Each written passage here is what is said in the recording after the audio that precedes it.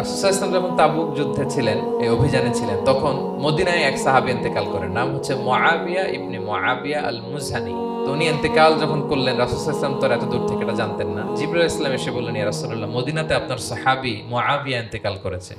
তখন বললেন, ইয়া রাসূলুল্লাহ, আপনি এই ৩০,০০০ সাহাবী নিয়ে এখানেই মরুভূমির মধ্যেই তার গায়েবানা জানাজা পড়েন, আমরাও আছি আপনার সাথে। রাসূল সাল্লাল্লাহু আলাইহি ওয়াসাল্লাম এত দূরে তাবুক থেকেই গায়েবানা জানাজায় শরীক হলেন। এই গায়েবানা জানাজায় সাহাবাদের সাথে ফেরেশতারাও শরীক হয়েছিলেন, দুই কাতারে, প্রতি কাতারে ৭০,০০০ ফেরেশতা। জানাজা শেষে আল্লাহর হাবিব সাল্লাল্লাহু আলাইহি ওয়াসাল্লাম বললেন যে, জিবরিল, ঘটনা কি?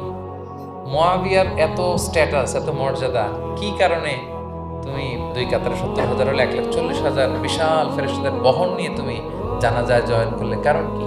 জিবরাইল আলাইহিস সালাম বললেন, ইয়া রাসূলুল্লাহ, আপনার সাহাবী দাঁড়িয়ে অথবা বসে, আরোহণ অবস্থায় অথবা চলন্ত অবস্থায় সবসময় সে পড়তে থাকতো কুল হুয়াল্লাহু আহাদ।